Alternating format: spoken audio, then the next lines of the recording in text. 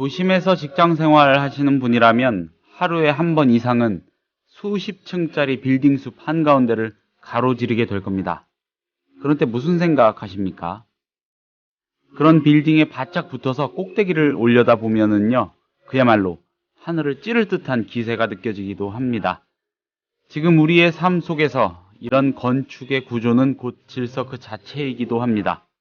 국민TV 라디오 30분 책 읽기 12월 9일 월요일 순서 시작합니다.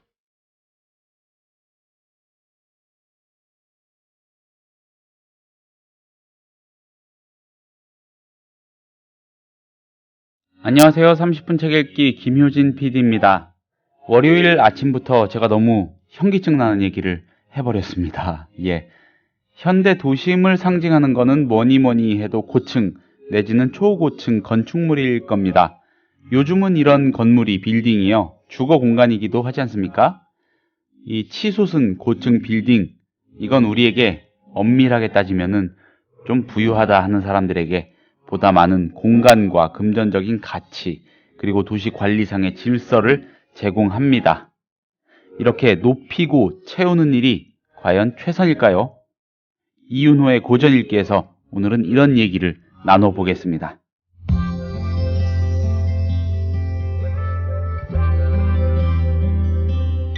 매일 아침 이 책 한 권, 국민TV 라디오 30분 책 읽기.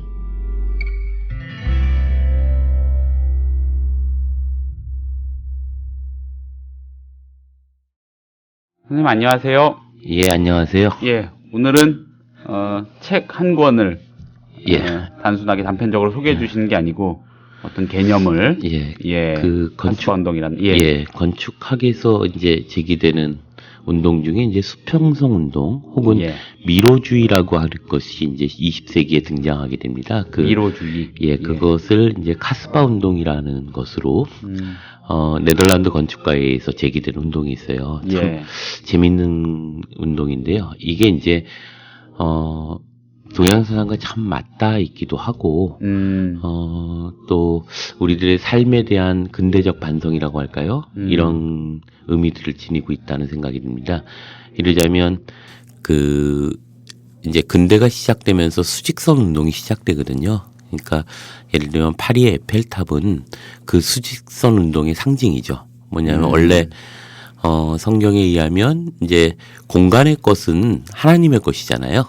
이제 지상의 것은 인간의 것이고, 그러면 적어도 13세기의 고딕 성당에서 보자면 공간을 장악하고 있는 거대한 몸짓의 성당은 하나님의 것이고, 인간은 다 이제 바닥으로 기어가게 되는, 그래서 고딕 성당에서 인간의 삶을 내려다보는 하나님의 관점에서 이런 거였는데, 근대의 출발이라고 하는 것은 이성의 가치를 가지고 하나님이 가지고 있었던 어떤 공간을 전유하는 것이라고 할까요? 그러니까 수직선을 통해서 바벨탑의 신화 같은 거죠.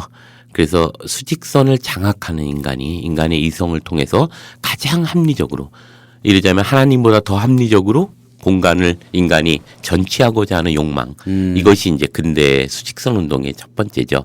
예를 들면 제1의 메트로폴리스라고 하면 이제 바벨탑이라고 한다면, 제2의 메트로폴리스라고 하는 그런 거대 도시의 하나의 움직임은 수직선 운동으로 가지고 있죠. 이 수직선 운동도 대단히 중요한 의미를 갖고 있습니다. 인간의 이성이라는 것이 얼마나 위대하고 찬란한가를 증명해 나가는 과정이죠. 예를 들면 엠파이어 스테이트 빌딩의 이 구조학이라던가, 엠파이어 스테이트 빌딩이나 이러한 그 거대한 맨하탄 도시의 출현이라고 하는 건, 이제까지 하나님의 뜻에 의해서 억눌려 있었던, 그래서 자기 주체적 의미를 갖지 못했던 인간이 드디어 주체라는 인식을 가지면서, 그러한 공간마저도 장악하려고 하는 하나의 욕망들에 대한 표현이고, 그것은 분명히 인간의 위대함을 실험해왔던 거대한 실험이었다고 생각을 해요. 그게 수직선 운동으로 발전하는데요. 문제는 이제 이 수직선 운동이 사람들로 하여금 숨쉬지 못하는 받게 하는 문제들을 만들어냈다는 거예요. 여백이나 여유나 이런 가치를 말살하고 직선 운동을 통하여 일정하게 이윤 가치를 최대화하는 결과로 나타나게 되었고 현대에 이제 우리는 빌딩 숲에서 정말 제대로 숨 한 번 못 쉬는 또 다른 인간의 소외들을 만들어냈다고 봐야죠. 그래서 우리가 육체적으로만 에너지를 받고 배설하는 것처럼 정신적인 것도 일정한 에너지 교류와 그것들이 일정한 배설이 필요한 것이고 또 그 철학적 개념으로 보자면 아니라고 하는 건 밖을 전제로 하는 거잖아요. 크다는 건 적다는 걸 전제로 하는 거고 이런 것처럼 우리가 청결이라고 하는 것은 더러움을 전제로 하고 있거든요. 즉 대단히 상대적 개념인 거죠. 그런데 그러한 것들 배설을 전제로 하지 않는 생산 또 일정하게 그 더러움을 전제로 하지 않은 청결 네. 이것이 극단화됐을 때 이것은 또 심한 결백증에 빠지게 되는 결과를 만들어내기도 하거든요. 네. 그런 점에서 보면 그 카스바 운동의 핵심은 원래 카스바라는 말은 그 알제리 북부 도시에 있는 미로의 마을이에요. 대단히 복잡하고 지저분하고 막 꼬불꼬불 얽혀져 있는 마을이죠. 네. 그래서 카스바는 여러 가지 의미로 사용되는데요. 첫 번째는 이제 그런 미로의 마을을 의미합니다. 그리고 두 번째 카스바라는 의미는 그래서 홍등가라고 하는 것을 의미하기도 해요. 홍등가가 막 얽혀져 있고 꼬불꼬불하고 지저분하고 이런 의미로. 그리고 세 번째는 거기에는 이런 의미들이 들어가 있죠. 산업사회라고 하는 미국 자본주의를 중심으로 하고 있는 그런 것으로부터 자기 저항적 의미를 갖고 있는 어떤 반문명주의 혹은 반제국주의적 어떤 의미를 가지고 있기도 해요. 그다음에 네 번째는 자연을 거스르고 자연을 지배해왔던 그런 방식의 근대적 삶에 대한 성찰로 자연과 함께 하려고 하는 조화와 균형을 찾고자 하는 것이 또 카스바 운동에는 기본적으로 가지고 있죠. 그래서 카스바 운동을 수평선 운동이라고도 합니다. 이러자면 수직으로 뻗어왔던 것이 아니라 그래서 산을 가리고 인간이 숨쉬고자 하는 그 공간과 여백을 없애는 것이 아니라 그 여백 속에서 인간이 살고자 하는 수평으로서의 가치 이런 것들을 다시 되돌리려고 하는 운동이기도 합니다. 물론 그게 이제 네덜란드 건축가들에 의해서 시작됐고 그 건축적 관점에서는 비주류들이죠. 비주류니까 또 그런 걸 하는 거죠. 근데 이게 이제 그분들이 어떤 생각을 가지고 이렇게 출발했는가 하는 것을 정확하게 우리가 판단하기는 쉽지 않지만 적어도 서양 문명의 철학적 기조들이 이제는 새롭게 동양의 가치들을 돌아보게 되는 계기와 맞물려 있다는 거죠. 적어도 20세기에 동양이 가지고 있었던 어떤 자연과 함께 하려고 했던 그리고 자연과 거스르지 않으려고 했던 그리고 자연과 인간이 분리시키려고 하지 않았던 그리고 나와 너를 분리시키지 않으려고 했던 그러한 동양의 가치관들이 이 안에는 배어 있다고 봐야죠. 그래서 산과 닮은 집, 그다음에 하늘이 보이는 집, 그다음에 그렇게 그 유용성의 중심으로 그 격자형의 도로나 방사선 도로들을 넘어서서 이제 꾸불꾸불한 길들을 통하여 일정하게 정신적 여유와 여백을 주려고 하는 것. 효용성이나 효율성의 가치로부터 조금은 삶의 가치들을 중심으로 고민하려고 하는 흔적들이 그 안에는 들어있는 것은 아니었나 이런 생각도 하게 됩니다. 그래서 이 네덜란드 건축가들의 이 고민 속에서 이제 카스바 운동이 일정하게 새로운 의미들을 갖기 시작해요. 그게 이제 20세기 후반이나 21세기에 들어서면서 이제 한국에서도 이제 예를 들면 그 일산이라는 거대 도시에 대안으로서 이제 예를 들면 출판 도시라던가 주변에 있는 헤일이라던가 이런 문화 도시들이 만들어지려고 했을 때의 의도가 바로 이런 카스바 운동의 맥락과 맞닿아 있는 거죠. 물론 헤일리에서는 길을 찾기가 이렇게 좀 어렵군요.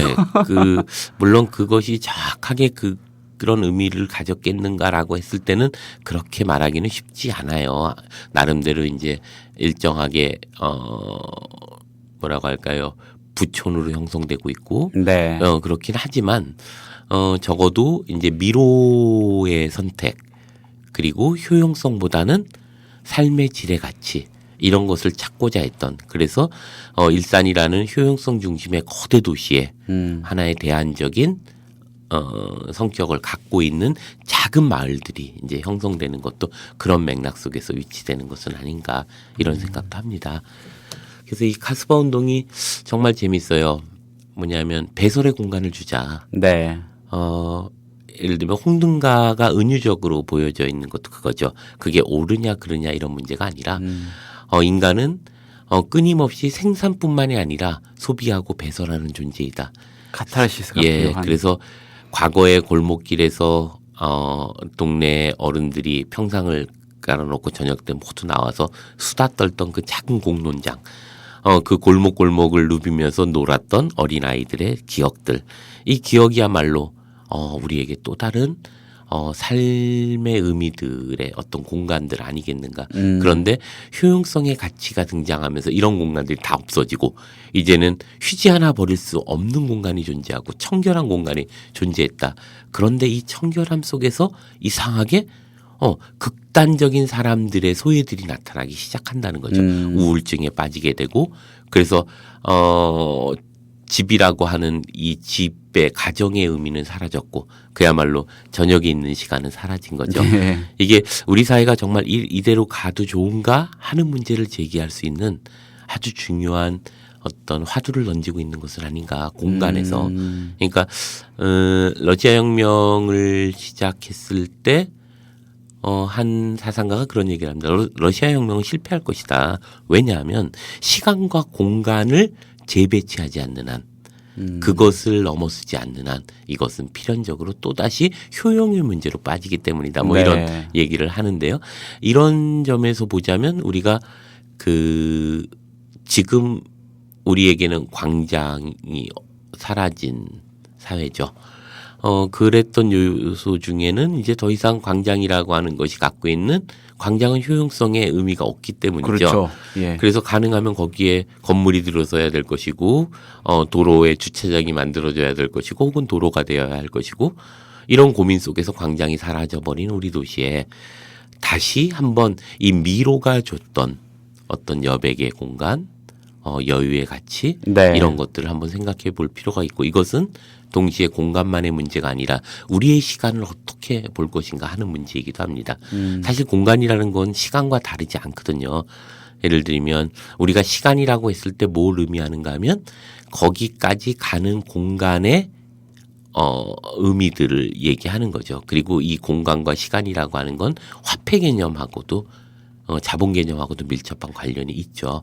예를 들면 옛날에 그 공간이라고 하는 건 이제 배산임수라고 해서 뒤에 산이 있고 앞에 네. 냇가가 있고 근데 지금의 공간이라고 하는 건 뭐냐면 중심으로부터 얼마의 거리에 떨어져 있는가에 따라서 가치가 결정되는 거잖아요.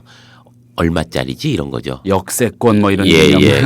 그런 점에서 보면 이제 공간의 비균질성이라고 할까요? 네. 공간이 갖고 있었던 질적 가치는 사라지고 오로지 거리에 따른 얼마짜리지가 결정되는 거죠. 이것은 무슨 말이냐면 거기까지 가는데 얼마가 시간이 걸리냐 시간이 다시 돈으로 규정됨으로써 공간과 시간이 모두 질적 가치가 사라져 버렸고 오로지 규격적이고 효용성 중심의 단일 가치적 개념으로 시공간이 존재하고 있다는 거죠. 이런 점에서 이제 카스바 운동이 가지고 있었던 수평선 운동이라고 하는 건 단순히 우리 불편하자 미로 좋잖아 이런 단순한 의미가 아니라 적어도 근대가 만들어내는 시공간에 대한 성찰, 탐색 그럼으로써 우리의 삶의 질은 어디에 있는가 이런 문제를 던져내는 어떤 의미를 갖는 것은 아닌가 이런 생각도 좀 들게 됩니다. 그게 우리나라도 그렇고 뭐 서양에서도 그렇고 좀 이렇게 많이 광범하게 퍼져 있는 그런 개념인가요? 지금은 그렇죠. 지금은 사실 건축가들에게 많은 고민들 속에서 이제 과거에 이제 어떻게 하면 효용성 중심으로 갈 것인가의 문제로부터 새롭게 이제 제기되고 친환경적이고 자연적이고 생태적이며 그리고 불편함의 자극들마저도 이제는 의미를 갖는다라고 하는 어떤 여백의 공간들이 되게 중요하게 제기되는 것도 이런 운동의 한 연장선 속에서 얘기할 수는 있을 것 같아요. 그렇지만 예. 아직도 사실은 현실적으로는 비주류죠.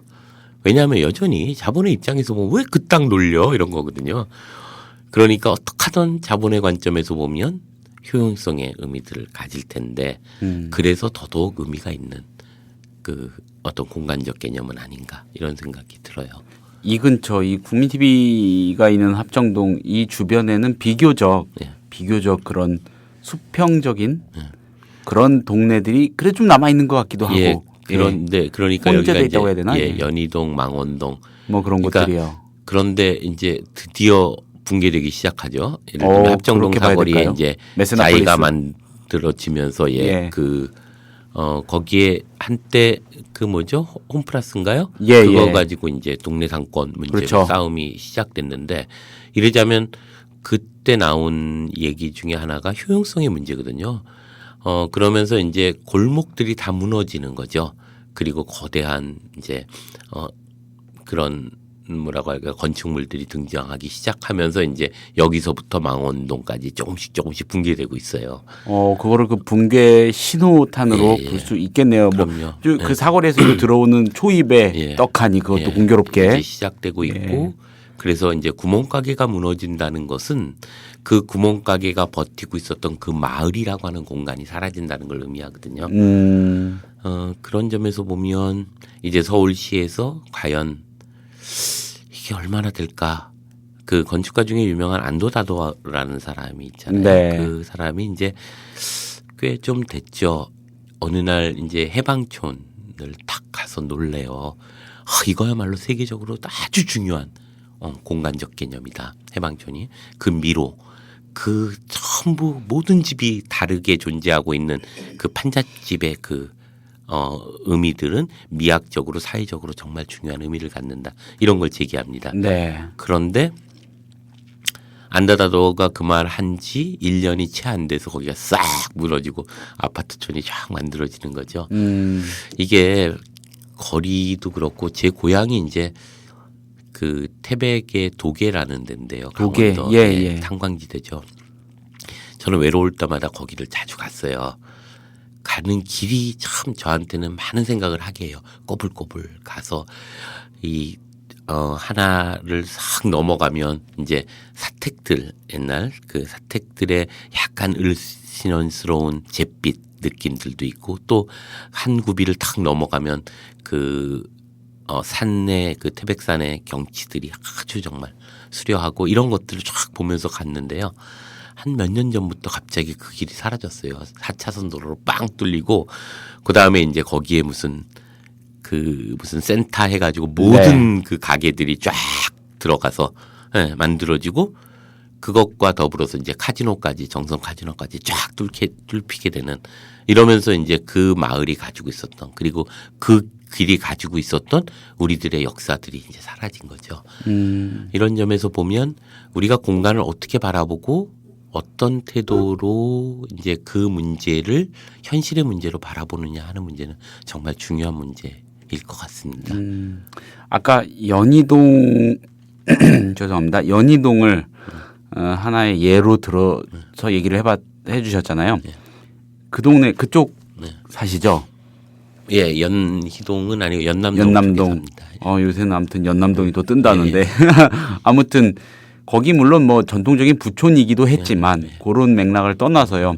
지하철 타기도 굉장히 불편해요. 그렇죠. 마을버스나 뭐 이렇게 버스 타고 나가야 되고 그런데 어딘지 모르게 지나다 보면은 그 포근하고 아늑한 느낌이 있어요. 걷기 분명히. 정말 좋아요. 산책하기. 그리고 뭔가 대중교통을 타고 중심부로 나가기 위해서는 운동 삼아 한 15분, 20분 이게 걸어야 된다거나 마을버스에 좀 부대껴도 본다는 그런 것도 어느 순간부터는 정취라고 할 수 있는 것 같고 그런 것들이 오히려 약간 휴식을 주는 것 같기도 하고요. 그렇죠. 지하철 도보 1분 이런 뭐 원룸 오피스텔 이런 곳에서 느끼지 못하는 그런 게 좀 남아 있는 것도 같고 다른 의미로 보면 우리 사회가 교양이 사라지는 보편적 교양이 사라지는 데에는 네. 공간의 효용성이 지배하면서 산책이 사라지는 것과 맞물려 있다고 생각하거든요. 이러자면 아이들의 놀이가 이제 골목에서는 존재하지 않게 됐고, 그 골목을 걸어 다녔던 사람들의 어슬렁거림이 사라질 때, 네. 저는 한편으로 보면 우리 사회가 묻고자 하는 이 화두가 없어졌고, 네. 이런 과정에서 이러한 산책과 이 공간의 의미들이 우리 사회의 효율성만이 중심이 되는 사회로서의 전환이 급격하게 이루어지는, 그리고 그러면서 공간이 효용성의 중심의 공간으로 싹 바뀌고 있다는 생각이 듭니다. 그래서 이제는 그런 거죠. 뭘 한다는 것은 그래서 그거 하면 얼마 버는데 이렇게 되는 의미들이 갖게 되죠. 적어도 우리가 다시 사회적 가치나 의미를 찾는 일은 공간에 대해서 한 번쯤 다시 생각해 보는 것일 거라는 생각이 듭니다. 더욱이나 이제 우리 사회가 급격한 경제적 발전을 이루기 위해서 이제 거점 중심 정책이라고 하는 정책을 써서 서울, 인천, 대구, 부산 이런 것에 거점을 찍고 그것을 발전시키면서 이제 이촌 향도라던가 네. 이런 문제들이 이제 급격히 발생하게 되고 네. 그걸 통해서 이제 경제화를 일정하게 이루었죠. 근데 그 과정에서 우리는 대단히 이제 그 안에서 만들어내는 급격한 도시화가 인간의 정신의 아노미 현상들을 만들어내면서 인간 소외의 문제라던가 노동의 환경의 문제라던가 또 양극화 현상을 점점 심화시키면서 삶의 질의 문제를 하락시킨다거나 이런 문제를 동시에 동반하고 있었던 것은 아닌가. 그러면서 그렇게 집약시키다 보니까 이 좁은 땅덩어리에서 집중도가 너무 높고 예. 인구 밀도가 너무 높으면서 효용성의 중심의 모든 공간들의 여백은 완전히 이제 사라지고 효율성만을 중심으로 하는 그런 거대 도시 정책으로 자리 잡은 게 아닌가. 그러면서 보편적 가치라던가 교양이랄까 이런 것들이 이제 사라져버린.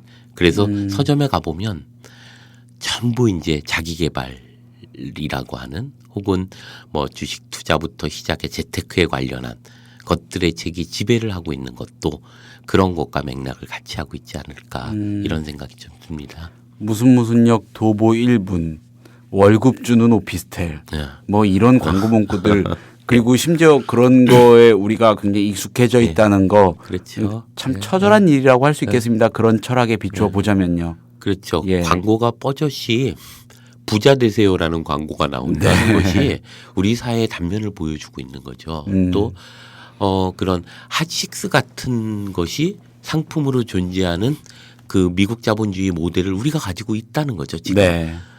피곤하면 자라고 해야지 핫식스 먹자고 하는 것이야말로 힘내서 더 하라고. 네, 위험한 발상들이죠. 예. 이런 생각도 들었어요. 그 건축이 얼마나 조금 극단적으로 장악해질 수 있는가 하는 생각인데, 대기업들이요. 대단지 아파트 짓잖아요. 거기다 숲도 조성해 놓고 무슨 걷는 길이니 뭐니 뭐 휴식의 공간, 가족이 다양하게 뭐 이렇게 산책하는.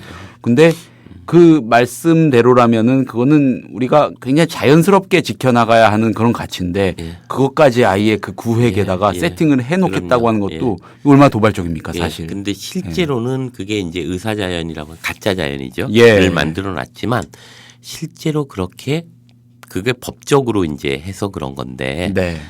그게 옛날에는 이제 아파트가 12층이 최고였잖아요. 네. 그러다가 15층 정도 하는데 요즘은 이제 뭐 30층이 넘고 뭐 심지어는 뭐 50층 아파트들이 만들어지면서 이제 용적률 때문에 이제 공원을 조성하는데 그 공원을 어떻게 하든 최소한 조성을 하고 그걸 최대한 광고를 하는 네. 이게 이제 오늘날의 어떤 지점들이죠. 자연스럽게 존재했던 골목길을 없애고 만들어졌던 어떤 우리들의 모습 아닌가 이런 생각도 좀 듭니다.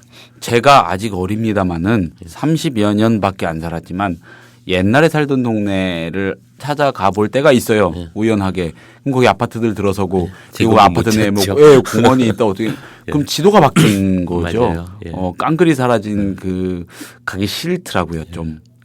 그런 것도 있고 또 아까 전에 잠깐 언급했던 메세나폴리스 같은 공간 합정동에 있는 그 앞에 지나다 보면은 어딘지 모를 그 위화감, 이 이 서민의 이 좀 쓰잘데기 없는 자조일까요?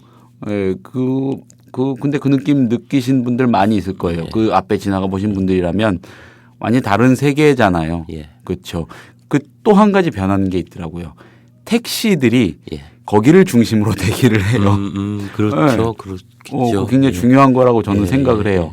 망원시장 같은 곳에서 한잔하고 힘드니까는 택시 오늘은 좀 비싸지만 한번 타자 이렇게 했던 분들의 발걸음이 다 그쪽으로 몰릴 수밖에 없는데 그런 행태주의적인 변화를 갖고 오는 것이기도 하고 그러니까는 오늘 말씀해 주신 그 건축에 있어서의 개념이라는 거는 분명히 철학적이고 예. 또 정치적이고 사회적이기도 한 것 같습니다. 예, 오늘 말씀도 잘 들었습니다. 감사합니다. 예, 고맙습니다. 국민TV 미디어 협동조합 조합원에게만 드리는 혜택. 당신의 영어 실력, 이제 원스톱 잉글리쉬가 해결해드립니다. 창의적이고 뛰어난 발성의 영어회화 학습 사이트 원스톱 잉글리쉬. 영어 표현을 암기시켜주는 동영상과 상황별, 주제별, 문법 패턴 표현을 검색하고 듣고 영작도 할 수 있는 영어 학습 포탈 원스톱 잉글리쉬. 주소창에 onestopeng.com. 국민TV 조합원이 되시면 영어학습 콘텐츠를 3개월간 무료로 이용할 수 있는 혜택을 드립니다. 자세한 내용은 국민TV 홈페이지를 참고해주세요.